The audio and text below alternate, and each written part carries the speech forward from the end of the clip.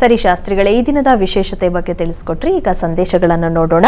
ಮೊದಲಿಗೆ ರಂಜಿತಾ ಅವರು ಬೆಂಗಳೂರಿಂದ ಸಂದೇಶವನ್ನ ಕಳಿಸಿದ್ದಾರೆ. ಅವರ ಹುಟ್ಟಿದ ದಿನಾಂಕ 7/4/1998, ಸಮಯ 5 ಗಂಟೆ 30 ನಿಮಿಷದಿಂದ 6 ಗಂಟೆ ಬೆಳಗ್ಗೆ. ಅವರ ಪ್ರಶ್ನೆ ಮದುವೆ ಬಗ್ಗೆ ತಿಳಿಸಿ ಅಂತ ಕೇಳಿದ್ದಾರೆ ಶಾಸ್ತ್ರಿಗಳೇ. ರಂಜಿತಾ ಅವರ ಪ್ರಶ್ನೆ ವಿವಾಹಕ್ಕೆ ಸಂಬಂಧಿಸಿರ್ತಕ್ಕಂಥ ಪ್ರಶ್ನೆ ಆಗಿದೆ. ಜಾತಕವನ್ನು ಪರಿಶೀಲಿಸೋಣ. ತಮ್ಮದು ಮೀನ ಲಗ್ನ. ಲಗ್ನದಿಂದ ಸಪ್ತಮಾಧಿಪತಿ ಬುಧ ಗ್ರಹ ಲಗ್ನದಲ್ಲೇ ಇದ್ದಾನೆ. ಅಂದರೆ ಮೀನರಾಶಿ ಬುಧನಿಗೆ ನೀಚ ಸ್ಥಾನ. ನೀಚ ಸ್ಥಾನದಲ್ಲಿ ಅಲ್ಲಿ ನೀಚಾಂಶಗತಸ್ಯ ಶತ್ರುಭಾಗೆ ಜ್ಞೇಯ ಅನಿಷ್ಟ ಫಲ. ಅನಿಷ್ಟ ಫಲವನ್ನು ಅಂದರೆ ಗ್ರಹಗಳು ಬಲವರ್ಜಿತಸ್ಯ ರಿಕ್ತ. ಅದರ ಹಿಂದಿನ ಸಾಲ ಏನಪ್ಪ ಅಂದರೆ ಸಮ್ಯಕ್ ಬಲಿನಃ ಸ್ವತುಂಗ ಭಾಗ್ಯ ಸಂಪೂರ್ಣ ಬಲವರ್ಜಿತಸ್ಯ ರಿಕ್ತ ಅಂತ ಬರ್ತದೆ. ಬಲವರ್ಜಿತ ಆಗಿದ್ದರೆ ರಿಕ್ತರಾಗ್ತಾರೆ ಅಂತ. ಹೀಗಾಗಿ ಅದರ ನೆಕ್ಸ್ಟ್ ಸಾಲ ನೀಚಾಂಶಗತಸ್ಯ ಶತ್ರುಭಾಗ್ಯ.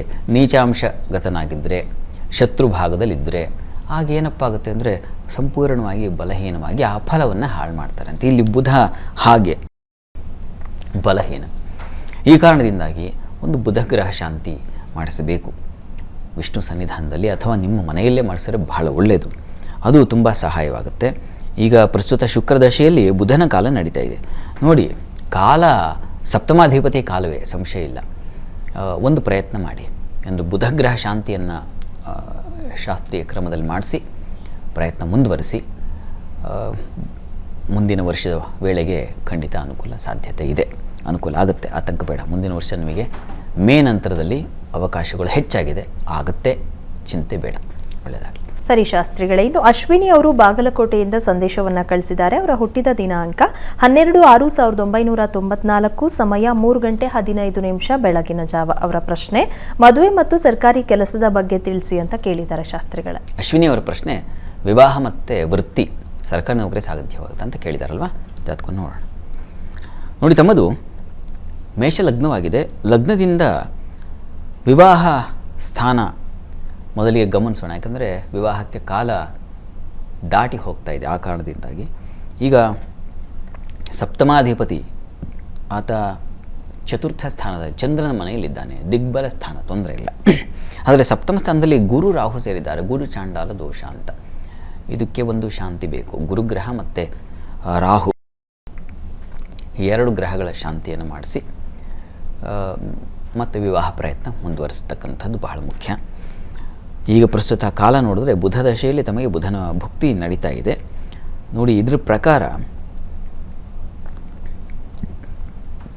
2025 ಮೇ ಆನಂತರ 2025 ಮೇ ನಂತರದಲ್ಲಿ ಇನ್ನು ಒಂದೂವರೆ ವರ್ಷ ಆನಂತರದಲ್ಲಿ ನಿಮಗೆ ಅವಕಾಶ ತುಂಬ ಅನುಕೂಲಕರವಾಗಿರ್ತದೆ.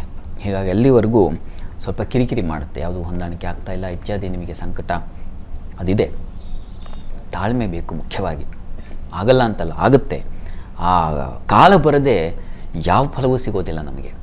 ಕಾಲ ಬಂದು ಸೂಚಿಸಬೇಕು, ಈಗ ಬಂದಿದೆ ತಗೋ ನಿನ್ನ ಟೈಮ್ ಅಂತ. ಅಲ್ಲಿವರೆಗೆ ನಾವು ನೀವು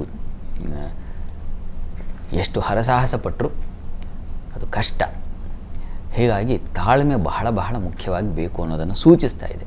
ಗ್ರಹಗಳು ಯಾವಾಗ ಬಲಹೀನವಾದ ಗ್ರಹಗಳ ಕಾಲ ಇರ್ತದೋ ಆ ಗ್ರಹಶಾಂತಿ ಮಾಡಿಸ್ಕೊಳ್ಬೇಕು. ಆಮೇಲೆ ಪ್ರಯತ್ನವನ್ನು ಮುಂದುವರಿಸ್ತಾ ಇರಬೇಕು. ಹೀಗಾಗಿ 25 ಮೇವರೆಗೆ ಸ್ವಲ್ಪ ತಾಳ್ಮೆಯಿಂದ ಇರಿ. ಆಮೇಲೆ ಅನುಕೂಲ ಆಗೇ ಆಗುತ್ತೆ, ಯೋಚನೆ ಮಾಡೋದು ಬೇಡ. ಗ್ರಹಶಾಂತಿಯನ್ನು ಒಂದು ಮಾಡಿಸಿ, ಅನುಕೂಲ ಆಗುತ್ತೆ, ಆತಂಕ ಬೇಡ. ಇನ್ನು ನೌಕರಿಗೆ ಸಂಬಂಧಿಸಿದ ಹಾಗೆ ಶನೈಶ್ಚರ ತುಂಬ ಚೆನ್ನಾಗಿದ್ದಾನೆ. ಹೀಗಾಗಿ ಪ್ರಯತ್ನ ಮಾಡಿ. ನನಗೆ ಸರ್ಕಾರಿ ನೌಕರಿಗಿಂತ ಈ ಸಿವಿಲ್ಗಳಲ್ಲಿ ಹೆಚ್ಚಿನ ಅನುಕೂಲ ಇದೆ ಅನ್ನೋದನ್ನು, ಪ್ರೈವೇಟಲ್ಲೇ ನಿಮಗೆ ಚೆನ್ನಾಗಿರ್ತದೆ, ಪ್ರಯತ್ನ ಮಾಡಿ. ಶನೈಶ್ಚರ ಒಳ್ಳೆಯ ಫಲ ಕೊಡ್ತಾನೆ, ಆತಂಕ ಬೇಡ, ಒಳ್ಳೆಯದಾಗಲಿ. ಸರಿ ಶಾಸ್ತ್ರಿಗಳೇ, ಇನ್ನು ಮಂಜುನಾಥ್ ಅವರು ಬೆಂಗಳೂರಿಂದ ಸಂದೇಶವನ್ನ ಕಳಿಸಿದ್ದಾರೆ. ಅವರ ಹುಟ್ಟಿದ ದಿನಾಂಕ 2/8/1975, ಸಮಯ 9 ಗಂಟೆ ಬೆಳಗ್ಗೆ. ಅವರ ಪ್ರಶ್ನೆ ಕೆಲಸ ಮತ್ತು ಆರೋಗ್ಯದ ಬಗ್ಗೆ ತಿಳಿಸಿ ಅಂತ ಕೇಳಿದ್ದಾರೆ ಶಾಸ್ತ್ರಿಗಳೇ. ಮಂಜುನಾಥ್ ಅವರ ಪ್ರಶ್ನೆ ಕೆಲಸ ಮತ್ತು ಆರೋಗ್ಯ, ವೃತ್ತಿ ಆರೋಗ್ಯ. ನೋಡೋಣ, ಜಾತಕವನ್ನು ಪರಿಶೀಲಿಸೋಣ. ಇದು ಸಿಂಹ ಲಗ್ನವಾಗಿದೆ. ಲಗ್ನಾಧಿಪತಿ ವ್ಯಯದಲ್ಲಿದ್ದಾನೆ. ಈಗ ಪ್ರಸ್ತುತ ಕಾಲವನ್ನು ನೋಡಿದ್ರೆ ಗುರು ದಶೆಯಲ್ಲಿ ಈಗ ನಡೀತಾ ಇರತಕ್ಕಂಥದ್ದು. ಚಂದ್ರನ ಒಂದು ವ್ಯಯಾಧಿಪತಿ ಕಾಲದಲ್ಲಿದ್ದೀರಾ ನೀವು. ಗುರುಚಂದ್ರರಿಬ್ಬರು ಬಹಳ ಉತ್ತಮರು, ಒಳ್ಳೆಯ ಮಿತ್ರರು, ತೊಂದರೆ ಇಲ್ಲ.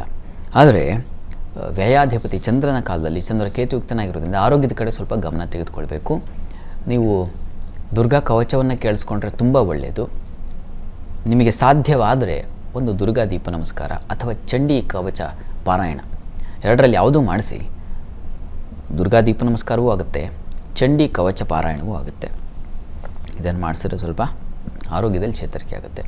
ವೃತ್ತಿಗೆ ಸಂಬಂಧಿಸಿದ ಹಾಗೆ ನೀವು ಪ್ರತಿ ಮಂಗಳವಾರ ಗಣಪತಿ ಸನ್ನಿಧಾನಕ್ಕೆ ಹೋಗಿ ಒಂದು ಗರಿಕೆ ಸಮರ್ಪಣೆ ಮಾಡಿ, 21 ಗರಿಕೆ ಸಮರ್ಪಣೆ ಮಾಡಿ ಕೆಲಸಕ್ಕೆ ತೆರಳೋದು ಬಹಳ ಒಳ್ಳೆಯದು. ಅದು ತುಂಬ ಸಹಾಯವಾಗುತ್ತೆ.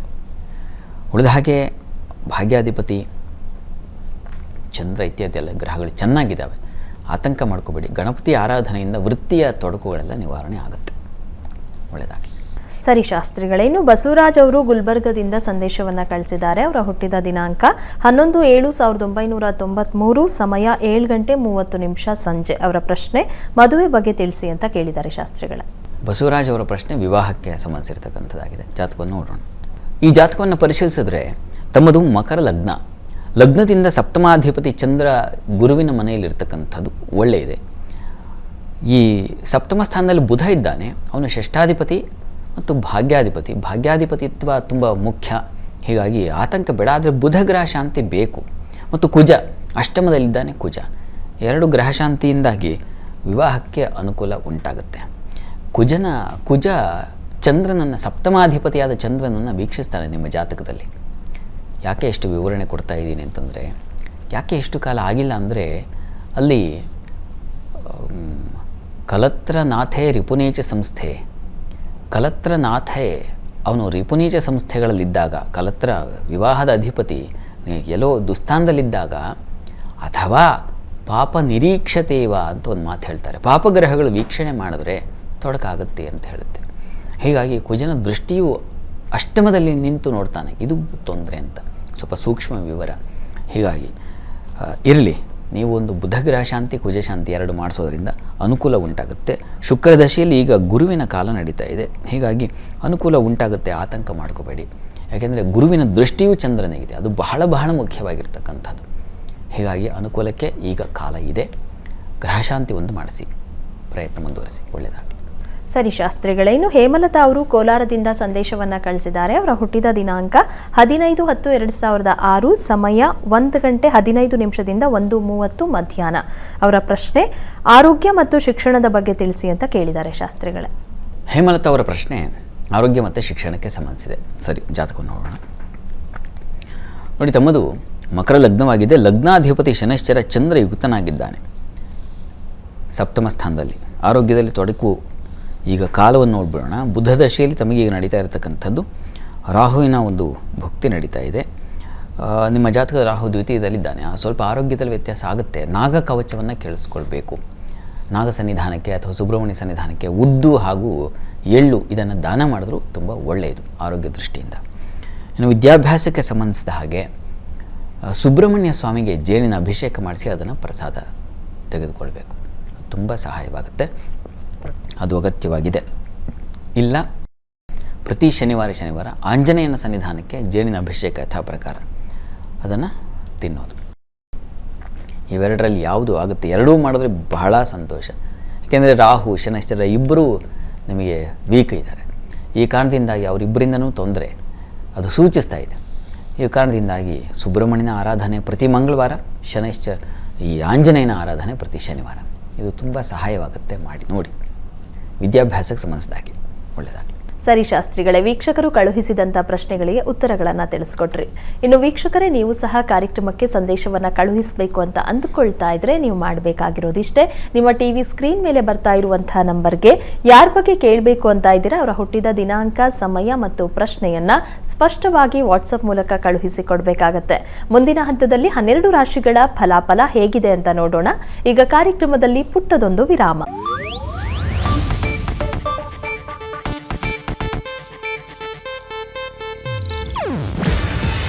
ಇದು ಏಷ್ಯಾನೆಟ್ ನ್ಯೂಸ್ ನೆಟ್ವರ್ಕ್ ಪ್ರಸ್ತುತಿ.